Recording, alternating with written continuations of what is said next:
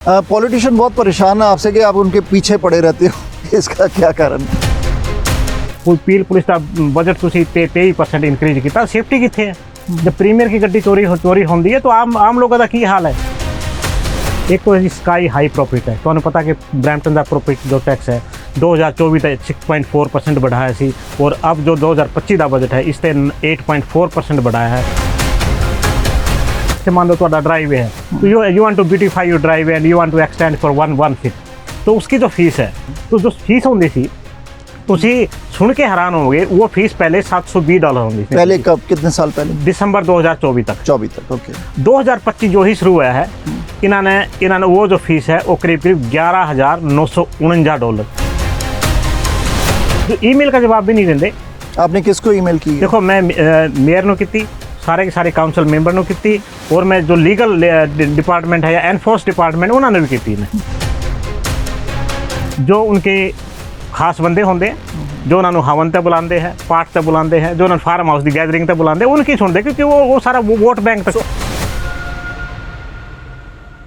City of Brampton के अंदर mister आज़ाद Goyat, doctor आज़ाद गोयत ਜਿਹੜੇ कि कम्यूनिटी के इशूज़ बार बार चकते हैं।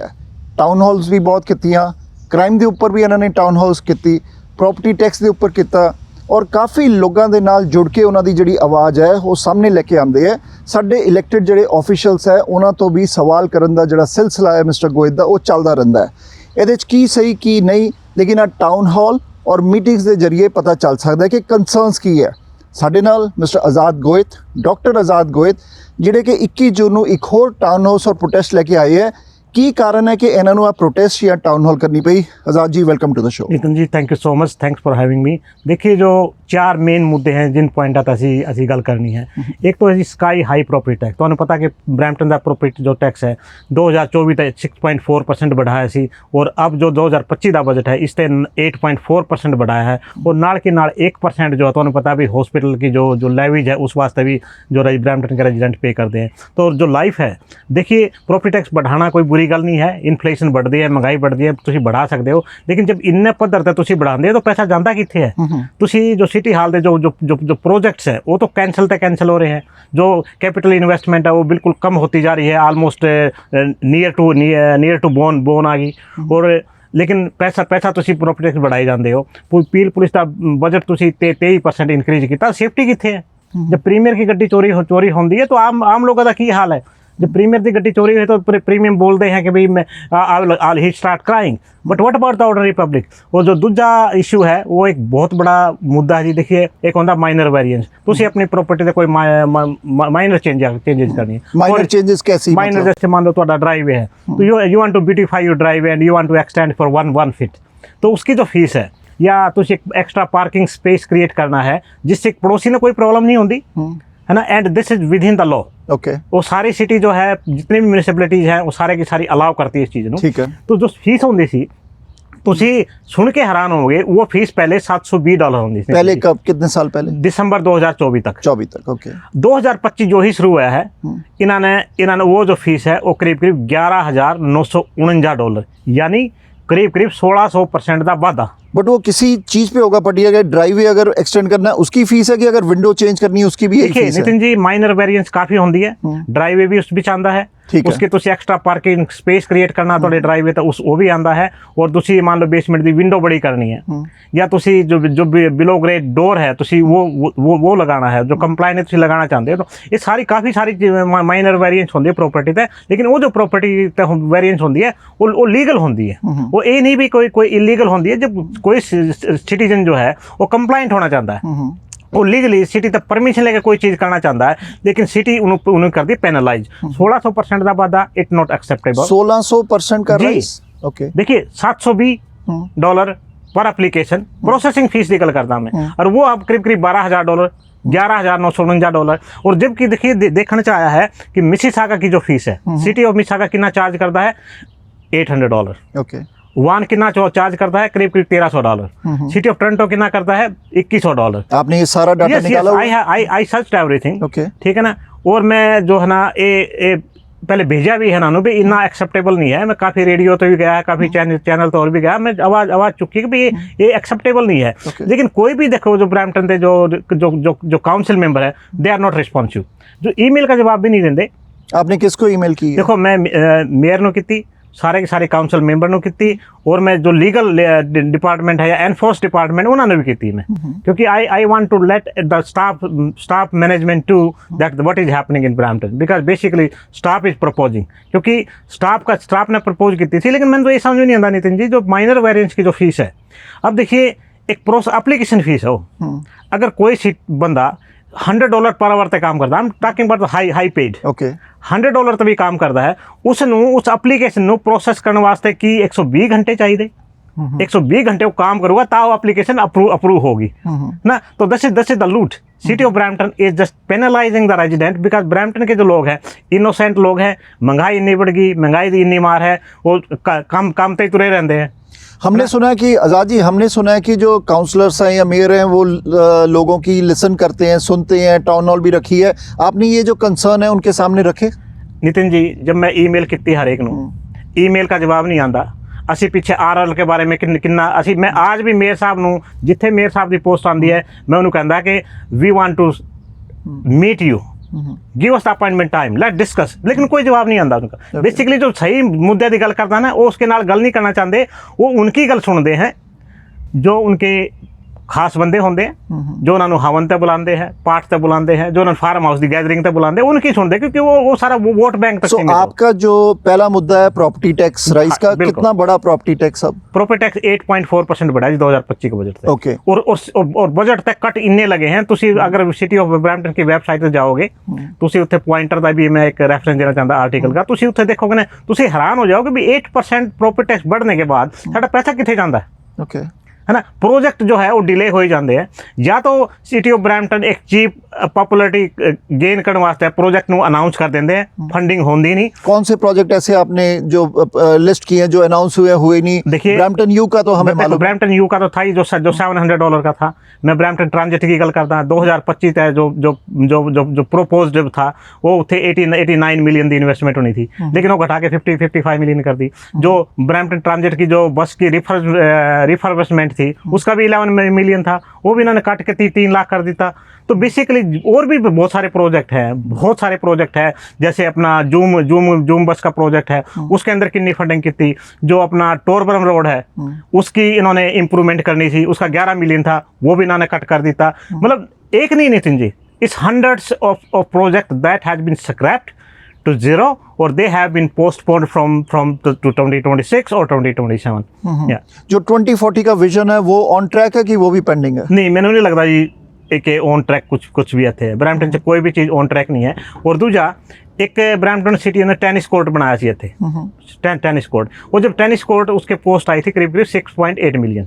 वो जब टेनिस कोर्ट बनाया सी वो कहते भी ये अंडर पार्क्स एंड रिक्रिएशन के अंडर काम करूँगा, एक पब्लिक वास्ते होगा, और इसमें जो भी इवेंट तुसी करने हैं उसकी एक नॉमिनल फीस होगी। तुसी हैरान हो कि वो जो है अब नॉमिनल फीस नहीं है, वो सिर्फ जो बिल्कुल प्राइवेट है और उसकी इन्होंने हेफ्टी फीस रखी है। तो बेसिकली उसका पैसा जो टैक्स पेयर आम आदमी पे करता है, लेकिन आम आदमी उसकी सुविधा भी नहीं ले सकता उत्थे। और तुसी अब देखा होगा कि आर्ट्स एंड कल्चर्स एक बिल्डिंग थी, उसका डिमोलिशन करने वास्ते 6.8 मिलियन का budget, just to demolishing a building, not erecting a building, demolishing a building, 6.8 million. Who these contract are, who is getting these contract? How these contract are assigned? कोई transparency नहीं है। और आप अगर मान लो कोई फ्रीडम इंफॉर्मेशन एक्ट के तहत कोई इन्फॉर्मेशन लेना चाहते हैं तो कहते हैं कि जी ये तो प्राइवेट है, ये तो पर्सनल है, असि डिस्क्लोज नहीं कर सकते। आपने ट्राई की उसके अंदर इंफॉर्मेशन लेने की? मिली नहीं आपको इन्फॉर्मेशन? बिल्कुल। देखो एक तुसी देखा होगा कि एक इलेक्ट्रा की बिल्डिंग होती सी सैंडलवुड ते, पहले वो चांस था भी सिटी ऑफ ब्रैम्पटन बाई करूँ, सिटी ऑफ ब्रैम्पटन ने बाई नहीं की। वो बिल्डिंग किसी ने प्राइवेट कंपनी ने वो करीब 30 मिलियन की खरीदी जो बिल्डिंग, और फिर वही बिल्डिंग 2 साल के बाद सिटी ऑफ ब्रैम्पटन ने 80 मिलियन की खरीदी है। तो बेसिकली कई बार अपन नहीं लगता भी कितने करप्शन की बू आती है। सो ये जो चीजें हैं ये आपने हवा में सुनी है कि आपके पास ना कुछ ना ना इसके I have the concrete data. जो ये बिल्डिंग का जो मैं गल करता जो इलेक्ट्रा दी बिल्डिंग होती थी, ये तो मैं फ्रीडम ऑफ इन्फॉर्मेशन एक्ट के तहत इन्फॉर्मेशन मांगी सारी, अच्छा। उन्हें कोई नहीं दी मैंने इन्फॉर्मेशन। मैं उन्होंने पूछा था भी तुसी तो की लोड पै गई सी बिल्डिंग दोबारा बाय करने की, पहले तो होमवर्क क्यों नहीं किया भी 2 साल पहले जब तुसी कहते भी सानू लोड ही नहीं है इस चीज़ की, ये बिल्डिंग की सानू लोड ही नहीं है, एक कोडिया के बा जो इलेक्ट्रा ने बाय कर सेल कर दी, और तुसी वही 2 साल बाद तुहानू की किहड़े सरकमस्टांसिस क्रिएट हो गए सी जो तुसी 80 मिलियन की खरीदन रेडी हो गए। बेसिकली ये टैक्स पेयर का मनी है, बीचे जो कंपनियां हैं उनके डायरेक्टर कौन है, कौन इन्वॉल्व है, जिन्होंने पैसा बनाया, I don't know.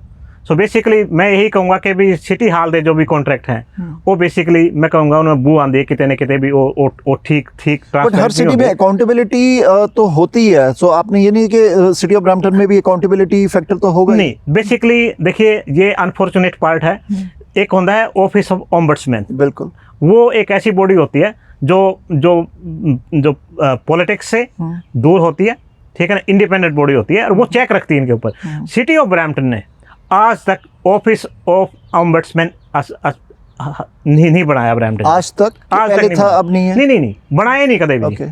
City of Toronto का अपना ऑफिस उन्होंने ऑफिस बनाया है, हायर किया है ताकि वो चेक रखता है। देखिए अकाउंटेबिलिटी, ट्रांसपेरेंसी एंड रिस्पॉन्सिबिलिटी कदों आओगी जब चेक होगा, जब चेक ही नहीं है तो कदों आओगी, आ ही नहीं सकती उत्थे।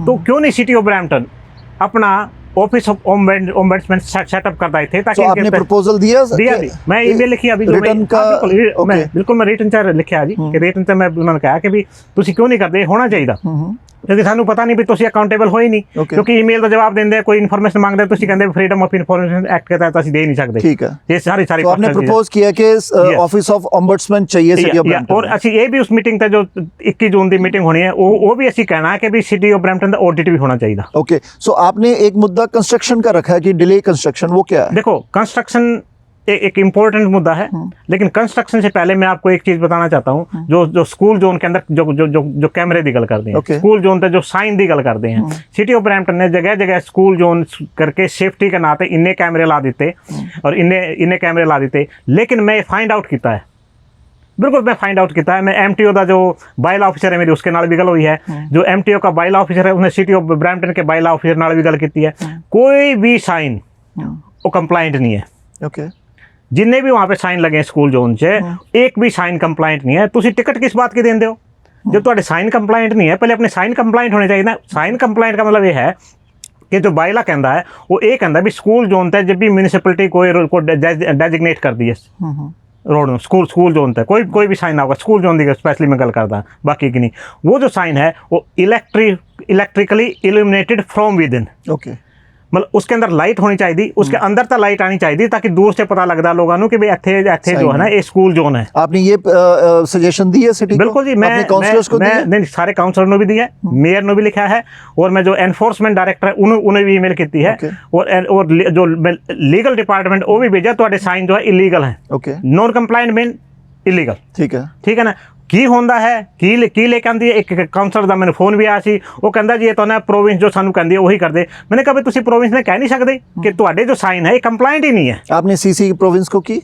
मैंने बिल्कुल किया जी, मैंने जो अपने ट्रांसपोर्ट मिनिस्टर है उनको भी इसमें ईमेल किया हुआ है, सीसी किया हुआ है, और जो अपने और भी MPP है मैंने सब ने सीसी किया, लेकिन अनफॉर्चुनेटली किसी का कोई रिस्पॉन्स नहीं कि we received your email, we are looking in that one, nothing is happening. Azad ji, आप एक कम्युनिटी एक्टिविस्ट हो, लोगों की आवाज उठाते हो, लोगों को अवेयर भी कराते हो मुद्दों से, इशू से। सो अब जो आपने ये प्रोटेस्ट रखा है कि टाउन हॉल रखी है? देखिए ये प्रोटेस्ट कम टाउन हॉल है। ओके, कब है इसका डेट लोकेशन? ये 21 जून को, जो 21 जून सैटरडे है, जैसे आज जून होगी अपनी, हाँ जी 19 है, हाँ जी आज 19 है, तो 21 रुकना, यानी आज बुधवार है, कल वीर है, फिर शुक्र है, फिर शनिवार नू। ठीक है, तो इस शनिवार नू जो आने वाला शनिवार है 21 जून नू 2:30 बजे ब्रैम्पटन सिटी हाल तक रखी है।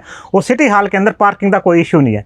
मैं जिन्ने भी अपने दर्शक हैं, जिन्ने भी दर्शक हैं, प्लीज़ मैं उन्होंने एक ही विनती करदा, this is the time to work together. असी इकट्ठे होके गल आवाज़ चुकांगे ता उसका इंपैक्ट होगा, क्योंकि ये साड़ी डॉक्टर गोयत की प्रॉब्लम नहीं है, ये पूरे ब्रैम्पटन की प्रॉब्लम है। जब तक पूरी ब्रैम्पटन की जनता नहीं जागूगी तब तक ये जो पॉलिटिशियंस है, मैं कहूँगा 3 एक ना अंधे बहरे गूंगे ये सारी चीज़ें लागू होंगी। ये बोलते नहीं ब्रैम्पटन दे, मैं ब्रैम्पटन की खास गल करता, कोई पॉलिटिशियन नहीं बोलता मुद्दा पे, कुछ कहो तो एक्ट नहीं करते और क्या इन्होंने दिखता नहीं क्या आंदे हैं। तो बेसिकली जो जनता है वो जनता ने ही जागना पाएगा, जनता ने ही इन्होंने जगाना पाएगा, क्योंकि इस तरह के जो अनप्रोडक्टिव पॉलिटिशियन है we don't need it. Politician बहुत परेशान है आपसे कि आप उनके पीछे पड़े रहते हो, इसका क्या कारण है? देखो मैं तो कहूँगा मेरे से तो परेशान उनको होना ही नहीं चाहिए। हाँ। मैं तो वो आवाज़ उठाता हूँ कि लोगों की हक की बात करता हूँ। मतलब उनकी हेल्प कर रहे हो कि ये इशू है, इसको मिलके देखो हम किस लिए बनाते हैं पॉलिटिशियन को, कि मिलके सॉल्व कर लें। भाई कोई इशू देखो पॉलिटिशियन किस लिए होता है, to help the people, to resolve the issues. अगर वो आपको हाथ बढ़ाएं पॉलिटिशियन के, आओ हमें सजेशन दो, हमारी टीम इस पे काम करेगी, हम कोई सोल्यूशन निकालेंगे, आप उसके लिए एग्री? 100%। ओके, आप भी चाहते हो यही? हम तो चाहते हैं भी पॉलिटिशियन आए मिलके काम करें, हम बताएं हमारी क्या प्रॉब्लम है, लेकिन ये हो नहीं रहा। हमने तो कितनी बार बताया, पीछे आरआर का इशू भी हुआ था, कितना प्रोटेस्ट किया भी तुम्हारे जो ये कानून है ये सही नहीं है। Let make the not only the your complaint putting everything on the landlord, why you are not making the tenant responsible too. ठीक है, जाते जाते आप डेट, लोकेशन और अपने जो 4-5 आपके मुद्दे हैं वो एक बार हमारे दर्शकों को बता दो। देखिए जो ईयर राउंड कंस्ट्रक्शन का था, ब्रैम्पटन के जो लोग हैं वो कंस्ट्रक्शन से परेशान है, सालों साल कंस्ट्रक्शन चल रही है थे। कोई ये नहीं, क्यों नहीं ये एक्स्ट्रा टाइम लगा के पहला आपका हो गया डिले कंस्ट्रक्शन। पहले नहीं, पहला मुद्दा जी sky rise property tax, okay, and where the tax payer money is going. Okay, दूसरा मुद्दा है जी जो माइनर वेरिएंस की फीस है वो 1559% का जो इंक्रीज करता है, it is not justified at all. ठीक है, थर्ड मुद्दा है जी जो स्कूल जोन से जो कैमरे लगे हैं, ਅਸੀਂ ਕਹਿੰਦੇ भी स्कूल जोन ਦੇ कैमरे ਤੇ टिकट सिर्फ स्कूल टाइम तो होनी चाहिए। School can work 9 to 5 Monday to Friday, not in the midnight, not during the summer break. और जो कंस्ट्रक्शन है, जो ईयर राउंड कंस्ट्रक्शन है, ये सारे 4 इशू हैं। और जो ये टाउन हॉल है नितिन जी, ये 21 जून, ठीक है, 21 जून 2:30 तक ब्रैम्पटन सिटी हॉल का जो लॉन है बाहर, अंदर नहीं है, लॉन तक ऐसी ये मीटिंग है। और असी जिन्ने भी जनता है, जिन्ने भी सुनते हैं, प्लीज उत्थे आओ और असी मिलके let's change Brampton, let's work for Brampton, let's make the life of Bramptonian easy. Thank you Azad ji, thank you very much. Thank you Nitin ji, thank you. आ सीगे आजाद गोयत ਜਿਹੜੇ ਕਿ कम्युनिटी एक्टिविस्ट है और इशूज़ मुद्दे ਜਿਹੜੇ सामने लेके आते और अपने सियासतदानां ਨੂੰ अपील करते हैं कि आओ ਇਹਦੇ ਤੇ मिल के काम करिए। प्रोटेस्ट नहीं होता एक इलाज, लेकिन टाउन हॉल यस, लोगों को अवेयर करना, लोगों की फीडबैक लैनी और साढ़े चुने हुए नुमाइंदियां दे नाल बैठ के उहदे सोल्यूशन कढ़ने आ साढ़े सारियां दी कलैक्टिव रिस्पॉन्सिबिलिटी है। कोई भी पार्टी इहदे च गलत या सही नहीं है। This is just improving our city together.